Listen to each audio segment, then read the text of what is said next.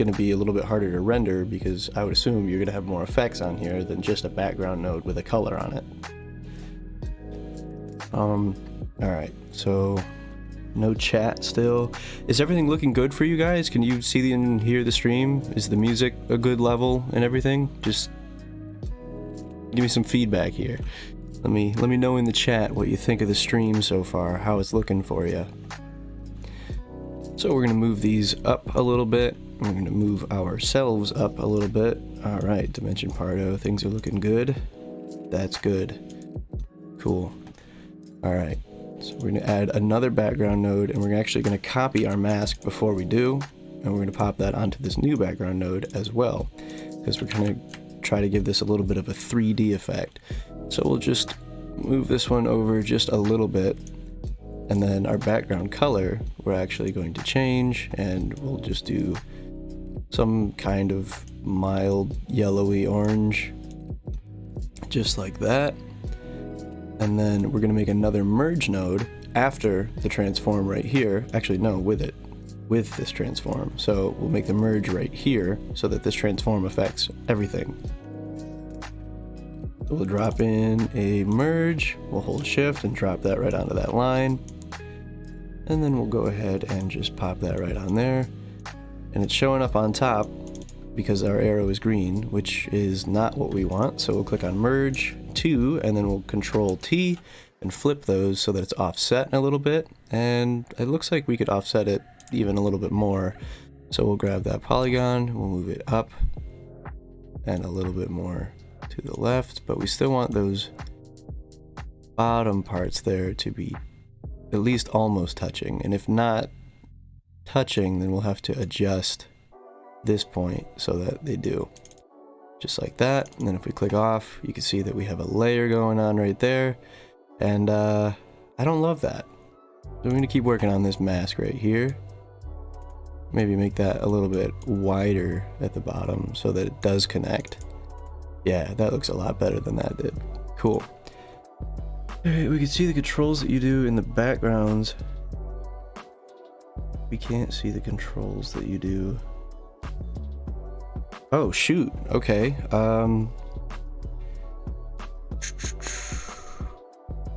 Okay, good to know. I will try to fix that real quick. Let me try to pop something up in another window here. Just do like this. We'll pop into OBS, add a window. Yep. Okay.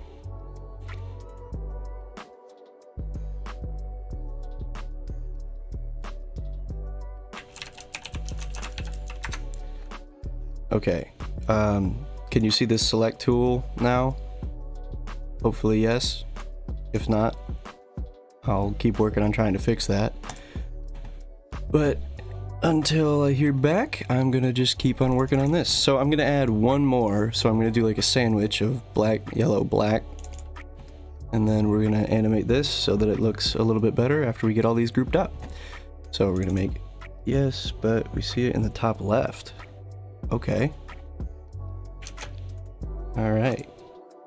Oh yeah, okay. I'll move that down to about where it goes, right in there-ish. Alright. I'm gonna drop in another background. And we can see select tool now. I might need to do an individual like screen capture for each of these windows as they pop up. So I'll try to keep up on that, and it shouldn't take too long to do. It should be a very quick process every time. Getting the kinks worked out. Stream number 2. Getting comfy. Alright, so not a transform there. We want we want this exact polygon mask. So I'll drop that right onto background number 3 there, and we will merge that with those. So we'll drop another merge in, we'll put that one on top, but we want this one right here to be on the bottom. So we're gonna have to flip that again, just like that, and then this polygon mask is gonna need to move even further over, like that, and a little bit further up, so that our layering is consistent. We'll move that, and then we'll make this even just a little bit wider. Alright, let's get zoomed in on this thing a little so we can see if that's all lining up. Not quite. Maybe you can record the whole screen. I can do that, but it takes a lot of adjusting, because if I do the whole screen, you guys get my dock at the bottom and my window bar thing at the top, and that looks really bad.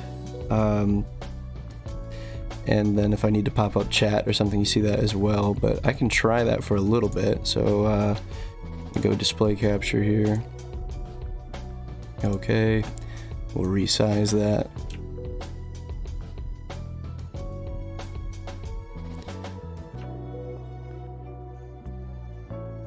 Okay, and then we'll get above it.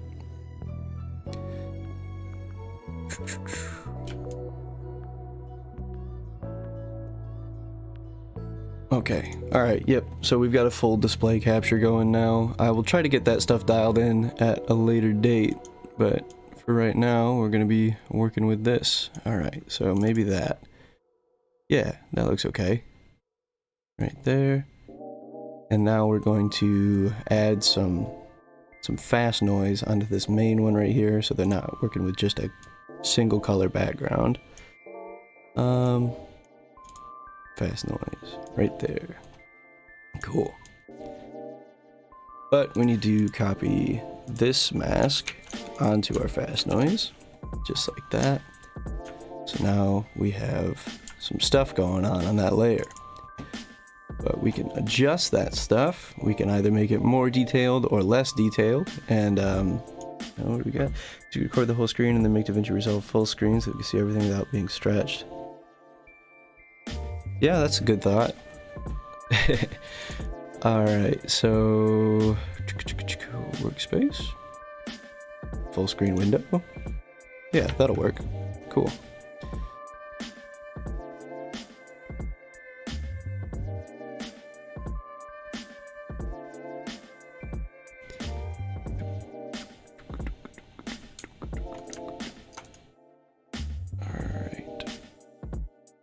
Reset that size.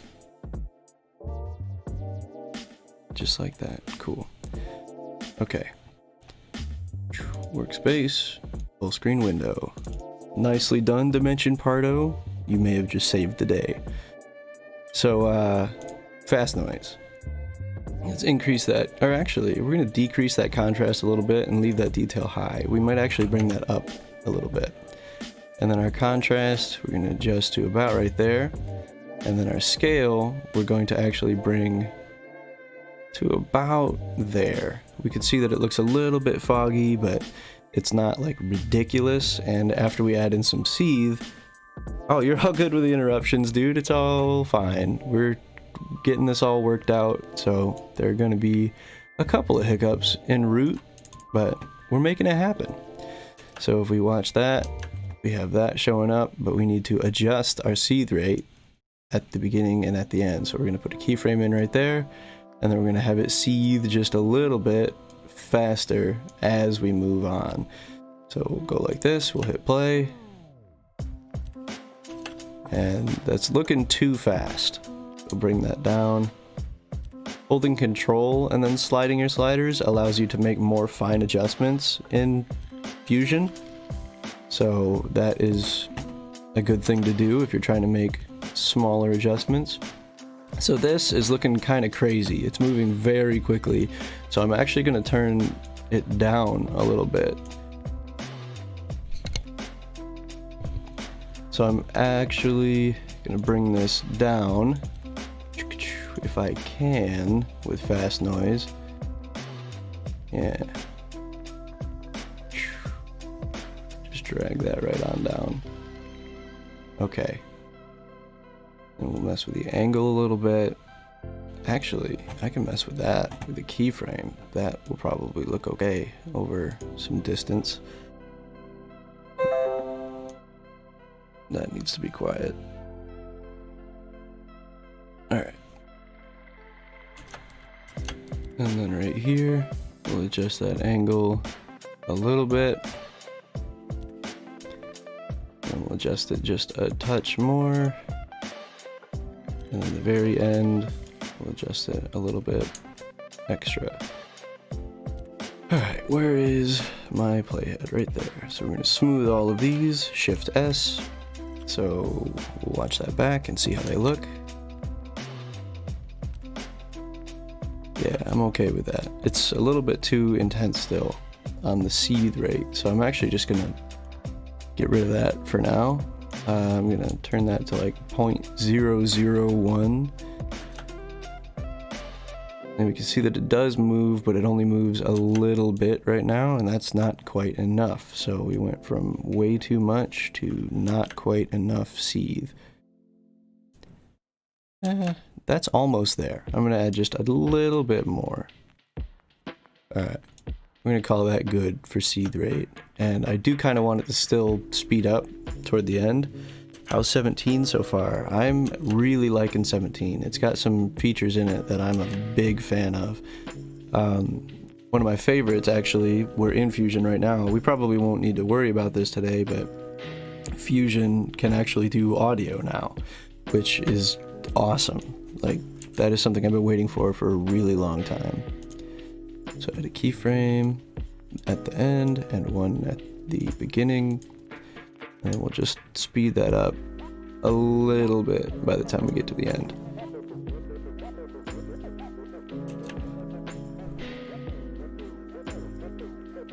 Alright, yeah, that's looking good. But we're going to bring that color from white down to more of a gray, so that we have a darker background that we're working with.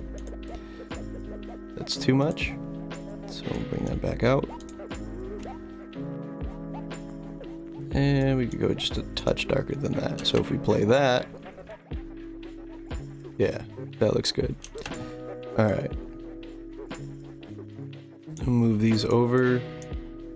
I know that my node webs are not very organized and that bugs some people, but this is the way that I do it. Okay, and then we're gonna actually, I think we're gonna leave the text out, because I'm going to try to figure out how to save this as a Fusion composition so that we can use it on the edit page. And then add text from the edit page and just put it over top of this. I'm not sure if that's going to work very well, so I'm going to add in some text into this, but I'm going to do it in a way that makes it so that you can't see it unless you need to see it. So you'll have to do it by choice. So after this transform, we are going to go ahead and add in a text node, but not before this merge. This merge is going to be for the shape. And we're going to zoom out down here. We're going to add all of these into a group. We Control G and press F2 to name this shape. We've got shape right there on top of this line. So our background and then our foreground. And then we're going to make another merge that's going to merge in our text. So we'll make a merge right there. We'll go like that. And then we'll merge in our text before we get into actually animating this thing.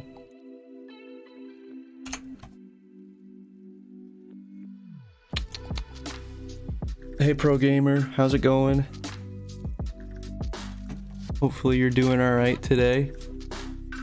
I'll call this one lower third. Oh my goodness, if I could type today. Lower thirds, and we'll drop that right in there, just like that. And we'll check out how that stands out against this background while the background's moving. The white text looks pretty good, but I'm going to try, actually not try, I'm definitely going to just change that to this yellow color right there so that it kind of looks like it's a cutout from that top layer. How was my day? My day is going really well. I actually got to sleep in today, which hasn't been happening too much lately, so this is nice. Increase that size so it takes up more of that space, and everything that we're doing with the text right now is going to be very adjustable later, so it doesn't matter if it's too big or too small really, but I just want to get this all squared away in a way that's going to look good out on. Hey, good for me, thanks man. it's gonna look good in a video. So that text, that's not gonna be an okay font. I like to use Gold Bill on this channel whenever I can. Alright, so we're gonna need to actually decrease that size now because it's a little bit of a bigger font than we were using. So we'll go right there. That looks alright. And then we could put quite a few different pieces of text in here and have that size be okay.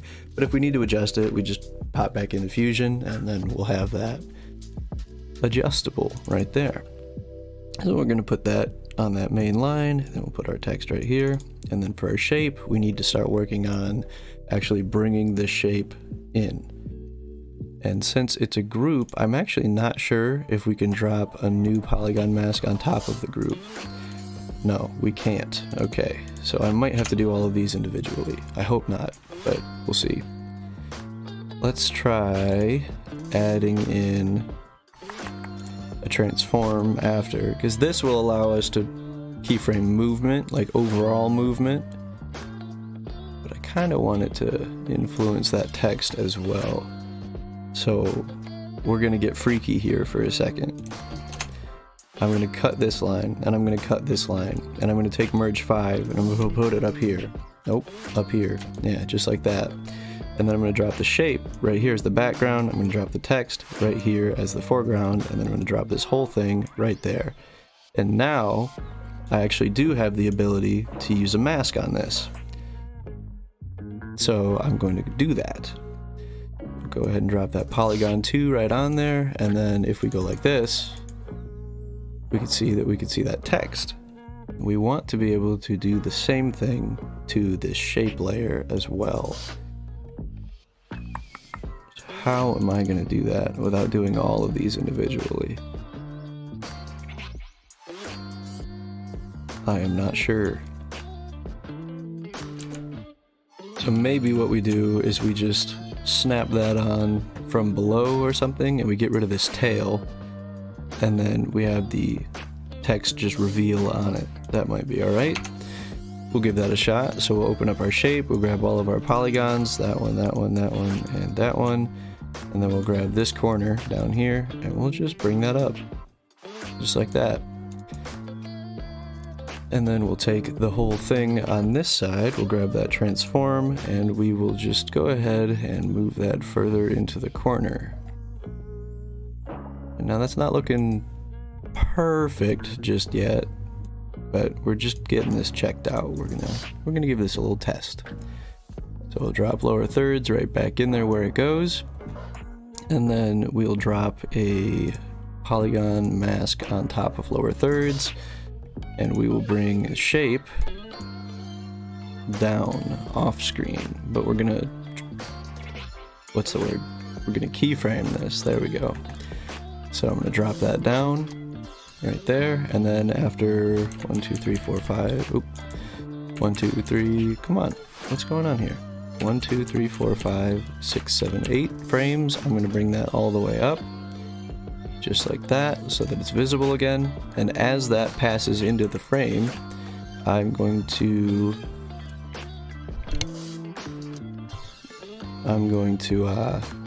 mask that text back onto that shape. So we'll start right here, and then we can close this group. We don't really need it right now. Let me check chat.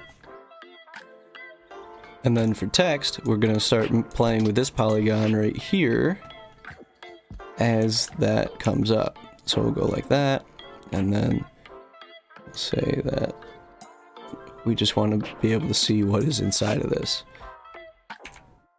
So we're actually, no, that's not how we're doing this. I'm going to do this in reverse because I think it will be easier. So we will find where that is fully on screen, where that stops moving, right there. And then we're going to draw our polygon mask for our text on top of this, like that. Boom. Raise that up so we can see the whole thing. Nice. Making sure that it's even with the top there. We don't want to lose any of that. So then if we go back a couple of frames, we'll see that we lose that. So we'll grab this polygon and take its center, keyframe that, back a couple of frames, and then we'll move the whole thing down. Okay, strange. Alright, so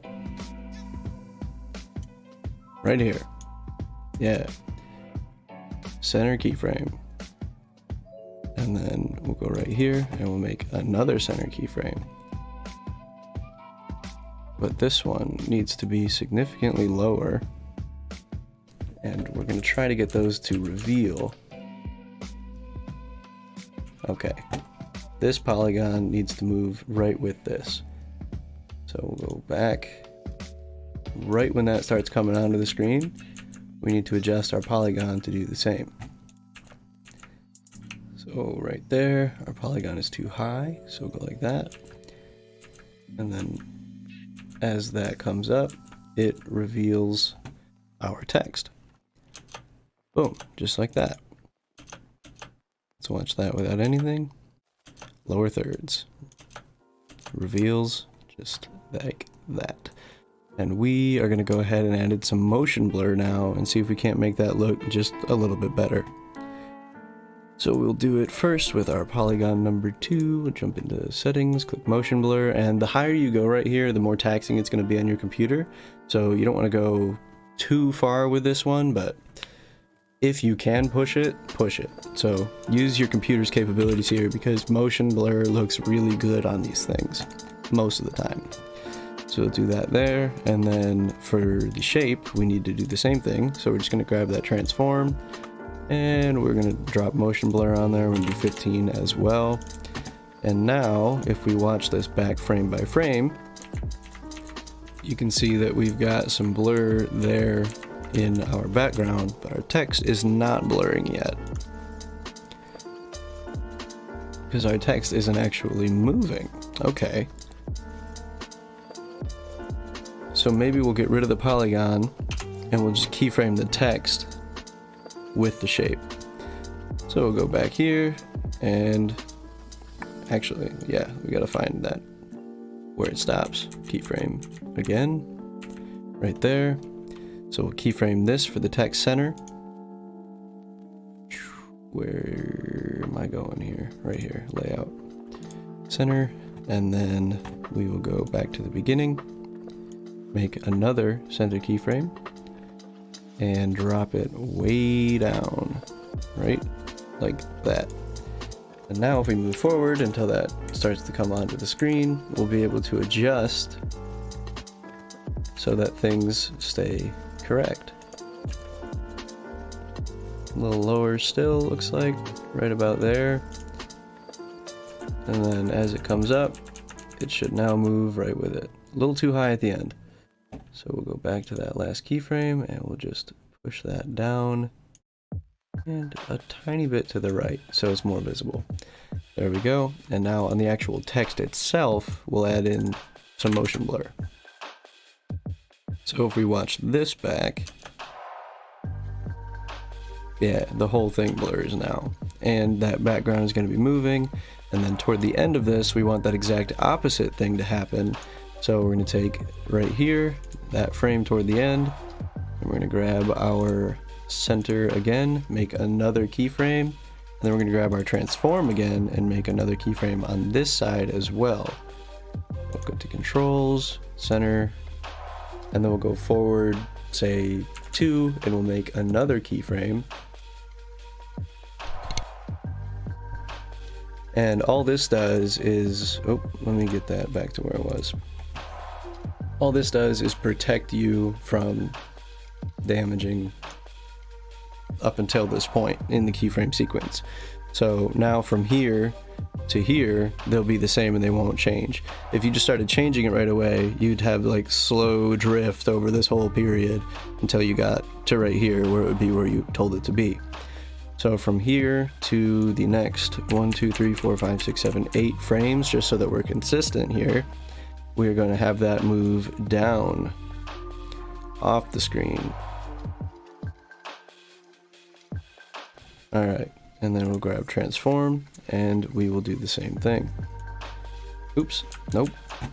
This one, down off the screen. And we need to make sure that those are going at the same rate of speed. So we'll go like, just make sure that they move together here.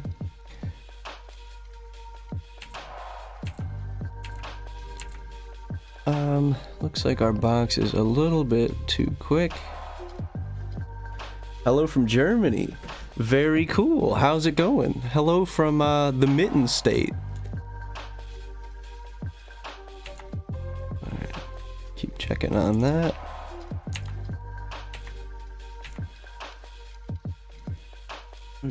How am I and what do I do? I do this, and I'm actually working on narrating an audiobook right now as well.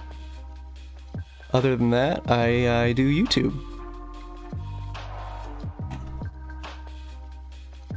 And I'm doing very well today. I'm having a good one. The weather's not so great today, but you know what? That's fine. I'm inside, it's warm, I'm cozy, I'm live streaming for you guys. I'm having a good day. How's it going over in Germany?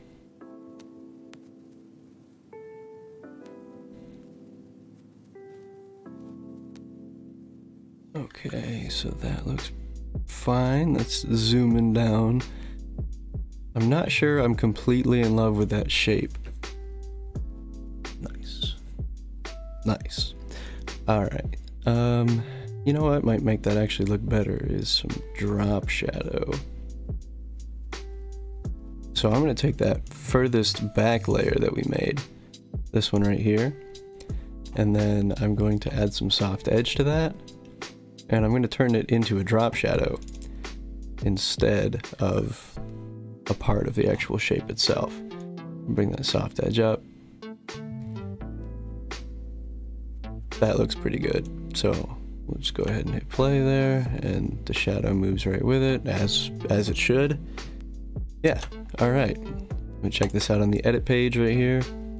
It's very high res. That's one of the benefits that we get from making it so big initially, is that we get a very high res image to work with in the end.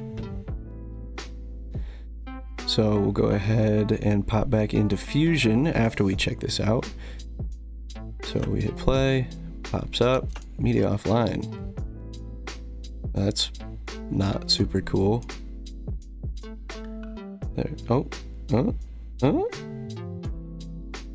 Okay. Well, I guess, you know, Resolve 17, new version, new bugs. Resolve Studio with the purchase of Blackmagic Speed Editor. I actually haven't looked at the Speed Editor a lot yet. It kind of looks like another keyboard. I'm not sure if I love those, but I don't know how much it costs actually though. So if it's cheap enough, then I would say if you're interested in that and you also want Resolve Studio, then definitely go for it. I know that I wanted to buy Resolve Studio for a long time, but I knew that I was eventually going to get a Blackmagic Pocket Cinema camera, so I waited to buy that until I could get the camera, because it came with the camera. 295 bucks? Then yeah, that's almost free at that point, right? You buy one, you get the other one free, whichever it is. Yeah, so I would say that if you're into the Speed Editor, if it looks like something that you'd be interested in using or would help your workflow, then I would definitely do that. Seems like a good move. Because Studio, I'm pretty sure, is $299 USD, so you'd actually be getting Studio cheaper. That's pretty cool. Bad English, everything is fine here too. Good sunny weather, unfortunately. Gotcha. Oh, you're having some trouble with the planar tracker. What's going on? What are you trying to track?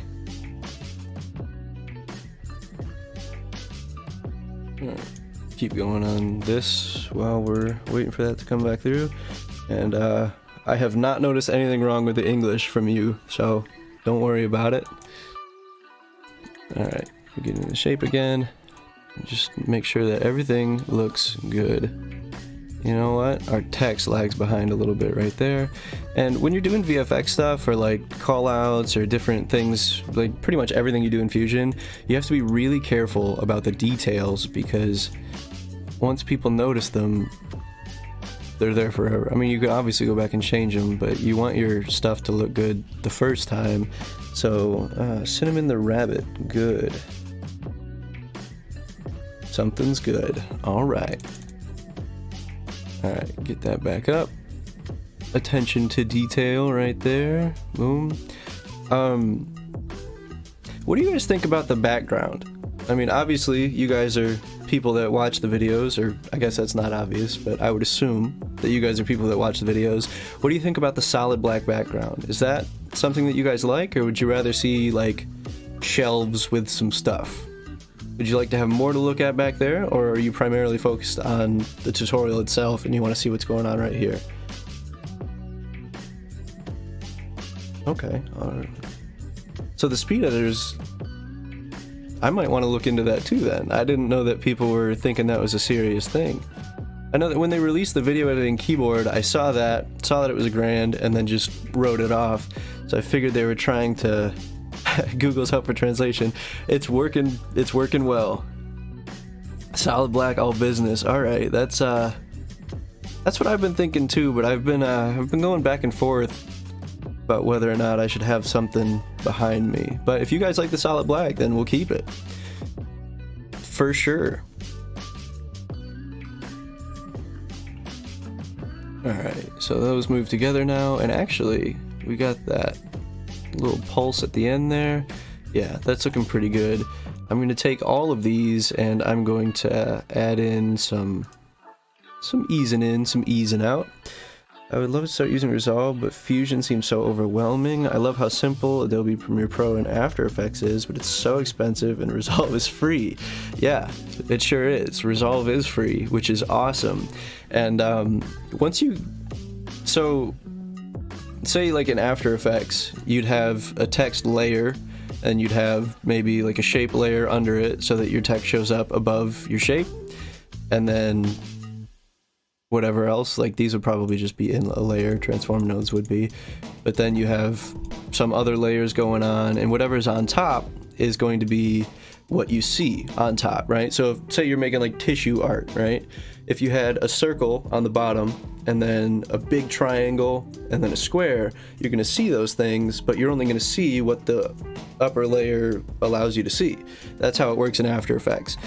In Resolve, inside of Fusion here, it works in a very similar way, actually. This looks very daunting, but it's pretty close. The way that this works is you start with your media in right here, and then things, instead of going from bottom to top, things go from left to right.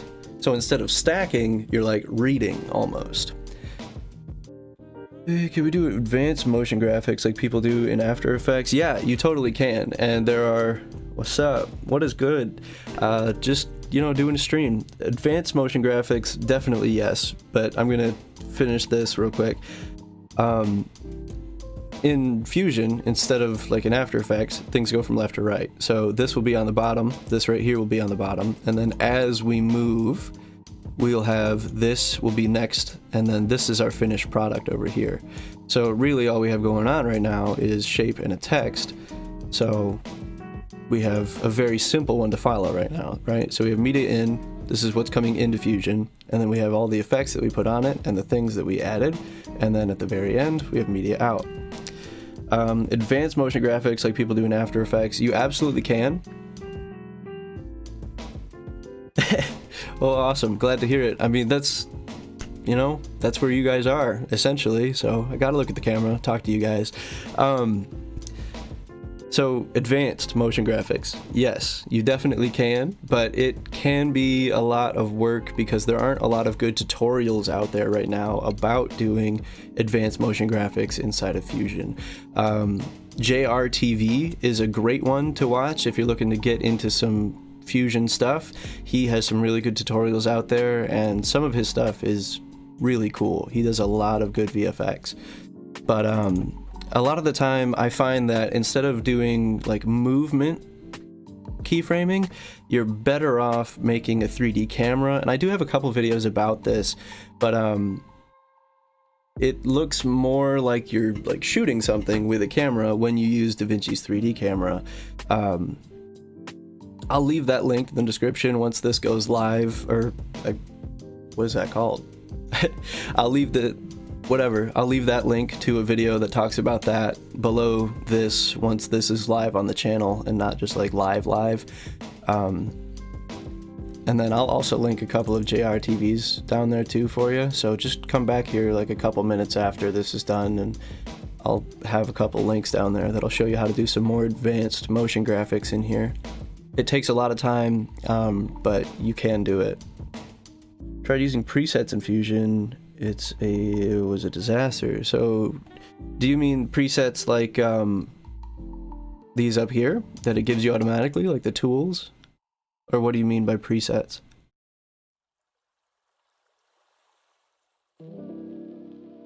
Alright, yeah. Did I miss any questions there?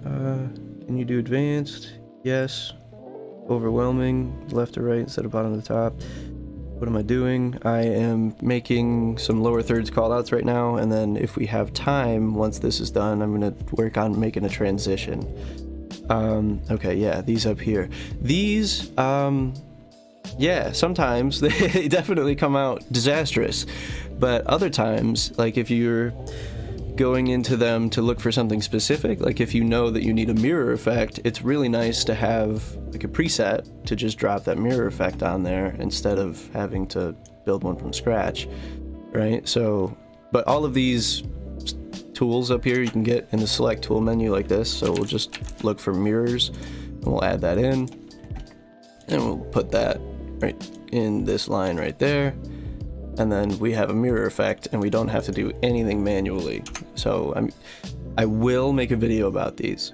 I will, for sure. I will try to help you guys figure out like when and how to use them, because if you just drop them in, a lot of the time they will just make your project explode, and a lot of them are really complex and might actually like crash your system if it's not running high-end enough hardware. Yeah, I will for sure make a video about these. Sounds good. Don't have enough tracking points and a stupid camera movement from the bottom up and inside. I put a projector picture on the wall via corner pin and then want to fly through it. Okay, that's pretty cool. Projector picture on the wall via corner pin and then want to fly through it. Okay. So you're having trouble tracking with the corner pinning tool? Is what you're struggling with? Also, actually, this is pretty important. Do you have the ability to reshoot that shot? Like, is it in your house, or did you have to get it from somewhere? Because I can think of a couple ways that that would be made easier if you were able to do it in camera. So let me know. Can you shoot the shot again, or do you have the shot and you have to use the one that you have? All right, let's remind me where I was here. That was quite a long break. That's looking all right. Do you prefer DaVinci over other editing software? Yeah, I do most of the time. I used to use Premiere, but the value proposition just wasn't there, because Resolve is fantastic. It can do pretty much everything that most of the other big ones can do, and the way that it has all of this laid out, like the cut page, the edit page, fusion, color, Fairlight, deliver, that's great. Like, that's awesome that you don't have to have a bunch of programs running at the same time. Super handy. And I guess not and anything. That's just super handy. That's nice to have every single time. I don't have to have Audition and Premiere and After Effects open all at the same time. I can just open DaVinci and I'm ready to work on my project just like that. And also, I really like the whole layout of everything.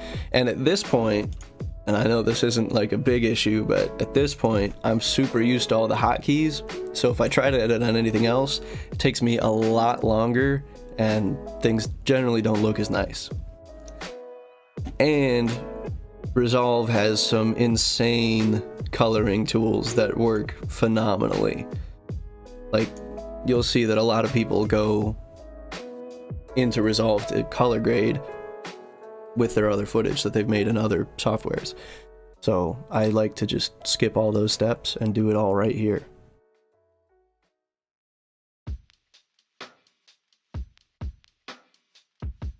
This page though, the cut page, not a huge fan. I don't know how to use it well enough. I just haven't spent a lot of time with it, and it generally slows down my edits, even though it's supposed to speed them up. Other than that though, great. I love Resolve. Biggest complaint about Resolve 17 is now when you come up here and right click, import bin, I'm pretty sure that wasn't there before. So I've clicked on that like 1,000 times trying to import media for my projects. Can I explain how layers work in Fusion? Yes, I can, for sure. So in Fusion, they're not actually layers, they're nodes, but they work in a very similar way. I just kind of mentioned this, but I can do a better job. So we'll drop in a couple of nodes here, and we'll merge them all together in a minute. So we'll do background, and we'll drop all these up above. So hopefully this is a good way to do this, but we'll see. And then I need to borrow this. So we'll go like this, and then we will zoom out just a touch. So these are all background nodes and a media out node. And the media out node, as we can see right here, is showing up inside of media 2. And you can choose which viewer to show that in based on the number that you press, or you can click on these little bubbles and it will move it around, right? So we'll show that in viewer 2, because that's the way I like to do it. And then I like to keep my other things, like the things that I'm actively working on, in viewer number 1. So we have 1, 2, 3, 4, 5, 6 of these, so we're going to need 6 merges. And customer order, it is a white wall, green picture with a beamer. I can work with the Ultra Keyer, but unfortunately no, so I can't just refilm it. Okay. Alright, so I will help you with your tracking in just a minute here. I'm going to finish doing this so I don't lose my flow. So you have a merge node in this line now. So this line right here says whatever's going from right here is going to go this way. But there are small stutters. Okay, yeah, I will help that in a minute. So we're going to hold shift and drop a merge node into here, and then we'll drop a background on that. This background, just so that we can illustrate this better, is going to be red, like all the way red, and is going to be a rectangle mask, but it's going to be pretty big. Right, like that, and then we'll drop another merge on, and then we'll drop that one, and we'll just stack all these up as we go. Right, so we'll drop this one, and actually that should be plenty to illustrate what I'm trying to illustrate here. So we'll add a node here, we'll do this one into a triangle, and this background is going to be green. And then this background we'll do, I don't know what, like a weird shape. And then we will make this one the color blue. And then this one, we will, I don't know, what, like a skinnier trapezoidal type deal. Just like that. And we'll make this background not black, but like a teal, like a cyan color. Boom, right there. So we can see that as we move from left to right, things are on the bottom, and then, so bottom, right? Top, right over here. So on the bottom, we have our black, like true background, and you can see that right here next to the red. And then next, we have the one that we made red. You can see that one on top of this black background, but underneath everything else. So as we work to the right, we get higher up in the layers, right? So this one, the green one, is underneath both of the blue ones, or here, I'll show you that better, is underneath both of the blue ones. See how that one also covers the green? So this one, the green one, is below the blue and the cyan, but it's above the red and the black. And then same deal. So this blue one beneath the cyan one, but above the green, the red, and the black.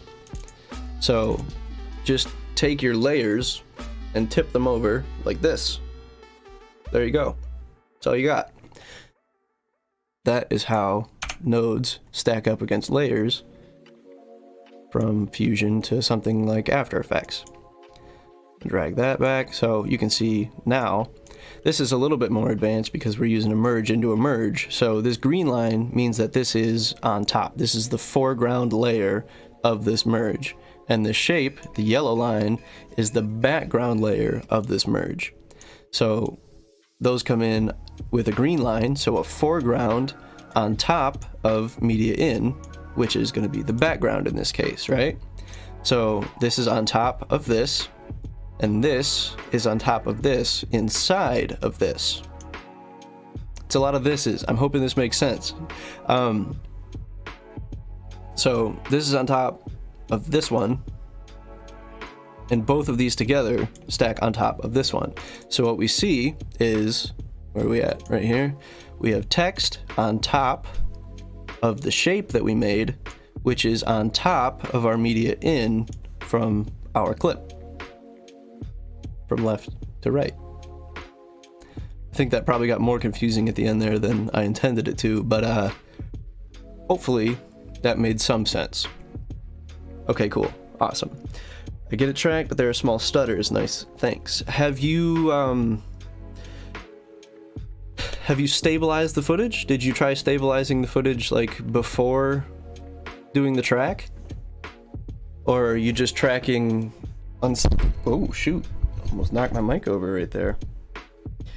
Or are you stabilizing or tracking unstabilized footage?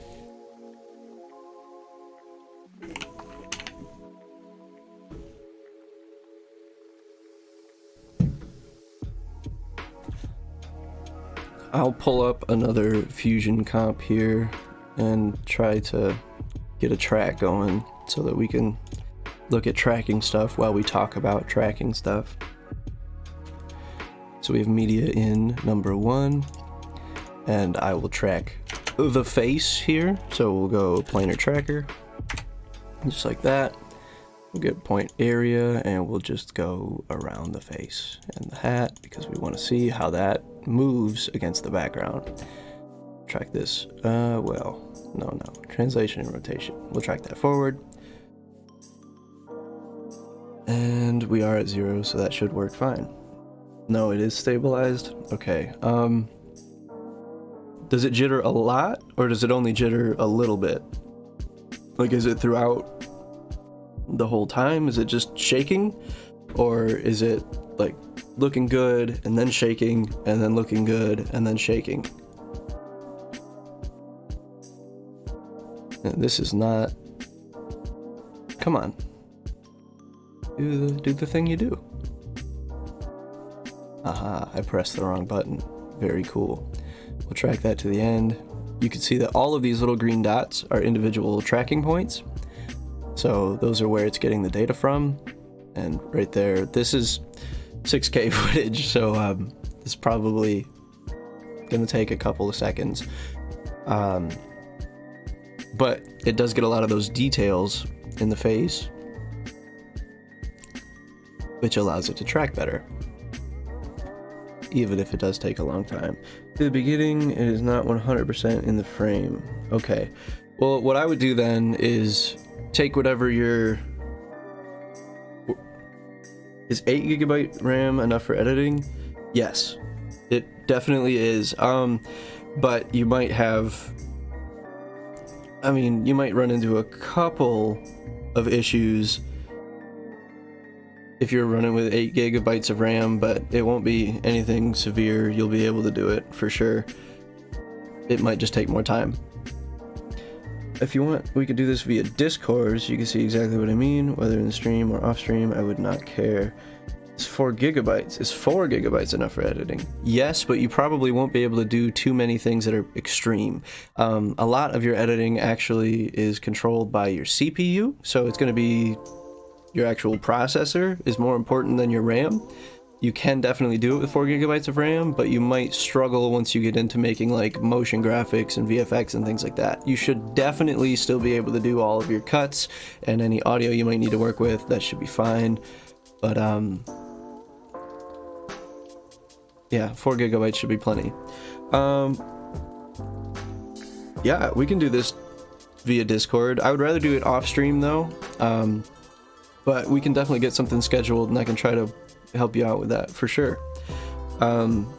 Just find me on Instagram first, and we can talk about it there. I'm just on Instagram with my same name, so just find me on there, shoot me a message, and we'll get something worked out where I can help you with that for sure. Don't speak too much.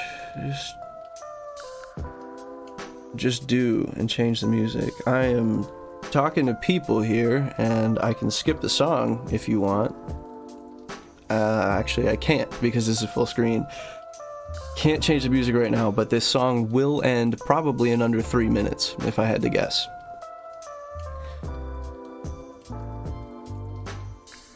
So we've got a track there, and if we need to move this track, right, like I will still help you with this in Discord, but I'm going to go over this a little bit right now for other people that are here.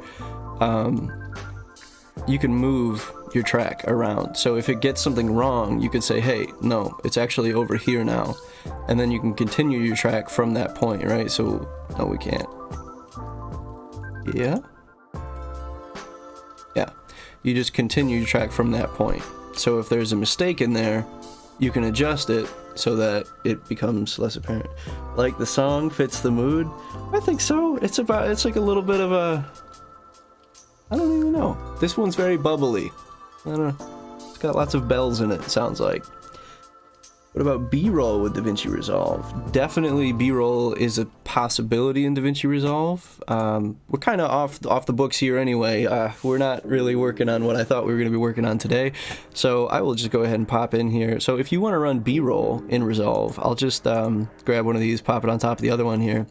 Your audio will stack in the same way, and you can have a lot of video tracks in here, right? So we have these two, and it says media offline right now just because it's working on Fusion stuff. But yeah, all you have to do is stack them up. So you shoot your B-roll, you just drop it right on there. If you need to be slow motion, you have a ton of retime controls. You've got retime curves, you've got retime controls right here.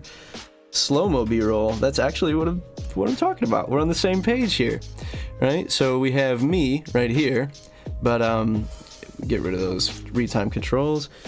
Gotta go, man. It's 4 a.m. and I got a test in 3 hours. Fun watching. All right, sweet dude. Thanks for tuning in, and good luck on your test. And I hope I do have a good edit. Thank you. So slow-mo, right? So say this is our 120 FPS B-roll that we just shot. It's Peter McKinnon level, right? It's crispy. It's beautiful. We're gonna right-click on it. We're gonna come up to change clip speed, and we're gonna drop this 120 frames down to 20%. We're gonna ripple our sequence so it stretches out and pushes anything else. Then we'll hit change. And now, actually, so that this doesn't look like garbage, we are going to go... Oh, this is new. That's sweet. We have a dial now, or a wheel.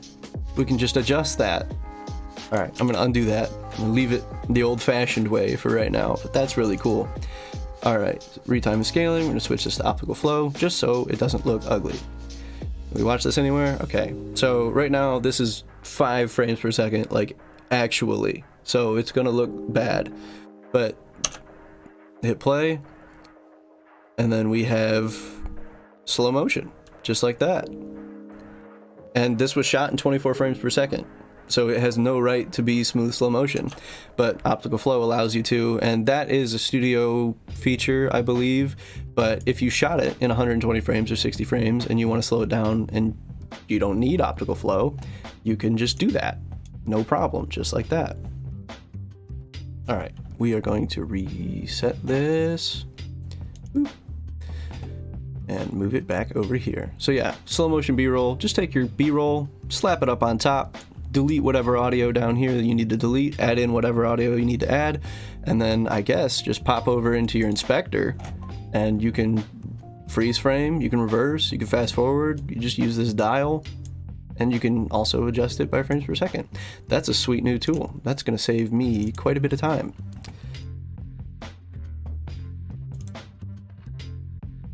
Alright, so pop back into Fusion.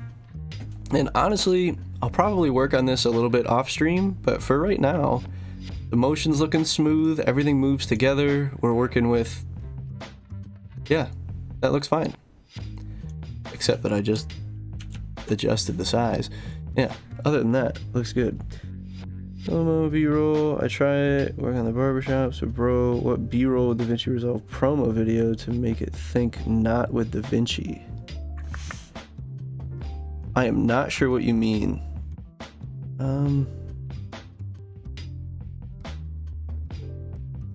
8D. That's a lot of dimensions. What are you trying to add into your audio to make it feel or seem 8D?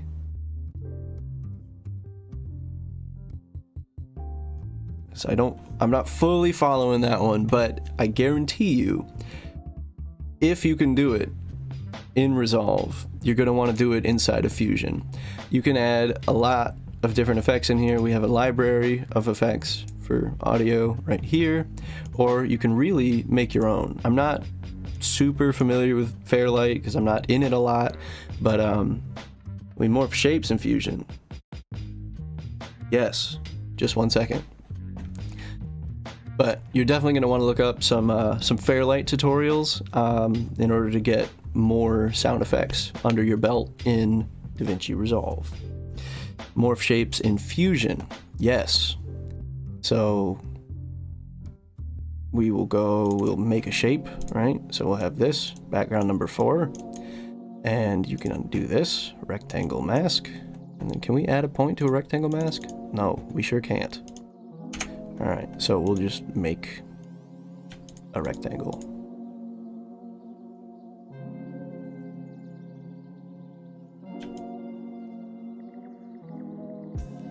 So we'll call that a rectangle. What about Sony a6000? I like the Sony a6000. A friend of mine has one, so I've used it a few times. Everything it does seems to be fine. I find that it kind of gives a little bit of a cast to skin tones that I don't love, but other than that, I'm solid. I really like it. You just need a little bit of extra color grading, that's off. Morph Shapes. Alright, so I just made this rectangle out of a mask. We put it on a background, so we'll go ahead and drop that background into viewer number 1. Then we can grab that polygon and we can adjust it like this, and we change it that way, or we can grab this and move that. If you're meaning the actual shape tool that they just added, where is that? Somewhere up here. Templates, maybe? No. FX?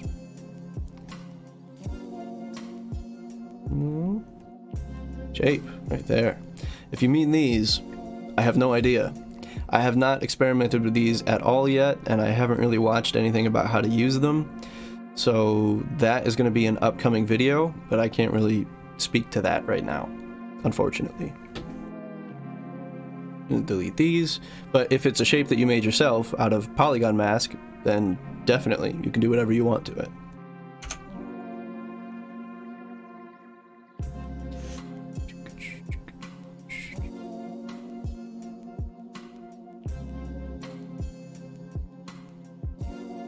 Scroll down over here. All right. Okay. Alright guys, well, our hour is up. I've got other things I've got to go get to. Thanks for tuning into the stream. I had a blast. I know we didn't get everything done that we were looking to get done today. I'm just gonna have to work on this later, and we'll have to include transitions in a future stream or in a video. So thank you again for tuning in. I hope you guys had a blast. I'll be hanging out in the chat for a couple minutes after if you guys have any last questions, but I'm gonna end it right now, and I appreciate every single one of you.